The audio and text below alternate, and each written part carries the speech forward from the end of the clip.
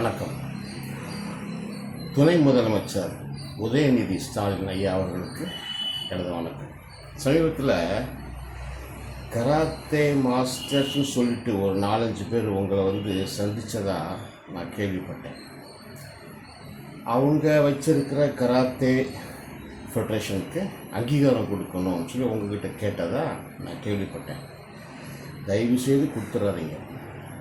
ஏன்னா அவங்களுக்கு கராத்தே வச்சு பிழைக்கிற வியாபாரிகள், அவர்களுக்கு கராத்தேன்னா என்னென்னே தெரியாது. அது எதுக்காக செய்யணும், ஏன் செய்யணும், எப்படி செய்யணும், எப்படி அந்த கலையை வைத்து மாணவிகளை தயார் பண்ணலாம், அவர்கள் ஆற்றலை எப்படி வளர்க்கலாம், அவர்களுக்கு எப்படி ஆரோக்கியத்தை கொடுக்கலாம் தெரியவே தெரியாது.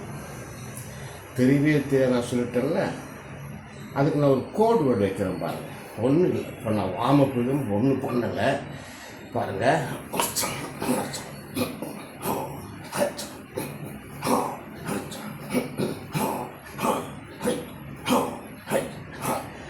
இது சாதாரண பேசிக். இப்போ எனக்கு 72+ ஆகுது. நான் ரெகுலராக கராத்தே பற்றி புரிஞ்சு பயிற்சி செய்யப்போ எனக்கு அவங்க இது பஞ்சு செய்கிறாங்களான்னு பாருங்கள். பஞ்சே தெரியாதவங்களுக்கு கொடுக்காதீங்க. இதை விட இன்னும் ஒரு சின்ன விஷயம் நான் பண்ணுறேன் பாருங்க. கற்பனை சண்டைன்னு ஒரு அற்புதமான பயிற்சி முறை இருக்குது. அதை நான் செய்கிறேன் பாருங்க. அது அவர்கள் செய்தால் கொடுங்க, இல்லைன்னா கொடுக்காதீங்க. அவங்களும் செய்ய மாட்டாங்க, அவங்க பெற்ற பசங்களும் செய்ய மாட்டாங்க, அவங்க மாணவர்களை செய்ய விடவும் மாட்டாங்க. இந்தியாவில் கராத்தே 60 வருஷம் ஆச்சு, இன்னும் யாரையுமே அவர்கள் உருவாக்கவில்லை. ஏன்னா அவர்களுக்கே தெரியாது, எப்படி உருவாக்குறதுன்னு தெரியாது. என் பசங்க நான் செய்வேன், என் பசங்க செய்வாங்க.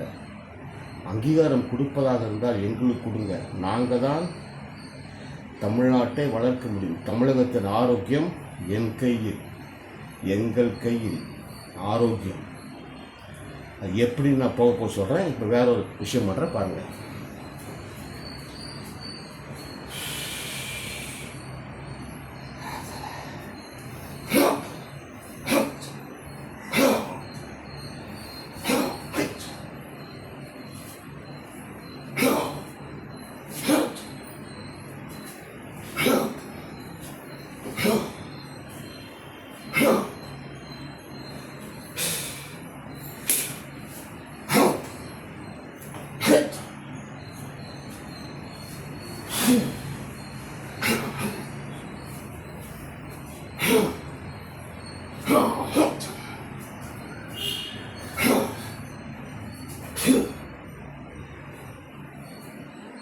இது ஒரு சின்ன கற்பனை சண்டை பயிற்சி.